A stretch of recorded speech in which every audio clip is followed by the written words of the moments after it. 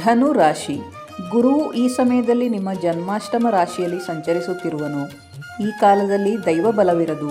ಚತುರ್ಥದ ಶನಿಯು 9-8ರ ಕೇತು ಅಶುಭ ಫಲದಾಯಕರು. ಆರೋಗ್ಯದಲ್ಲಿ ತೊಂದರೆಗಳು ತೋರುವುದು.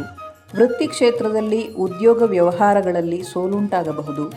ಯಾವುದೇ ಕಾರ್ಯಗಳನ್ನು ಗ್ರಹಿಸಿದರೂ ಪ್ರಥಮದಲ್ಲಿ ವಿಘ್ನಗಳು ತೋರಬಹುದು. ಆರ್ಥಿಕವಾಗಿ ಖರ್ಚು ಹಾಗೂ ನಷ್ಟಗಳು ಉಂಟಾಗಬಹುದು. ಮನಸ್ಸು ಹೆಚ್ಚು ಚಂಚಲವಾಗಿ ನೆಮ್ಮದಿ ಕಡಿಮೆಯಾಗಬಹುದು. ಬಂಧು ಮಿತ್ರರೊಂದಿಗೆ ಅಸಮಾಧಾನಗಳು ಉಂಟಾಗಬಹುದು.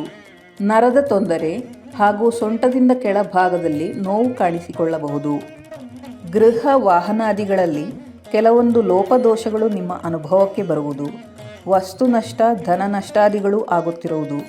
ವರ್ಷದ ಆರಂಭದಲ್ಲಿ ರಾಹು ತೃತೀಯದಲ್ಲಿ, ವರ್ಷದ ಉತ್ತರಾರ್ಧದಲ್ಲಿ 3 ತಿಂಗಳು ಗುರುವು ಭಾಗ್ಯಸ್ಥಾನದಲ್ಲಿ ಶುಭರು. ವಿವಾಹಾದಿ ಶುಭ ಸಮಾರಂಭಗಳು ನಡೆಯುವುದು. ಉದ್ಯೋಗ ವ್ಯವಹಾರದಲ್ಲಿ ಕೆಲವು ಅನುಕೂಲಗಳು ಉಂಟಾಗುವುದು. ಆರ್ಥಿಕವಾಗಿ ಅಭಿವೃದ್ಧಿ ಇದೆ. ಯಥಾಶಕ್ತಿ ಶಿವಾರಾಧನೆ, ವಿಷ್ಣು ಸೇವೆ, ಗಣಪತಿ ಸೇವೆಗಳಿಂದ ದೋಷ ಫಲಗಳು ಕಡಿಮೆಯಾಗುವುದು.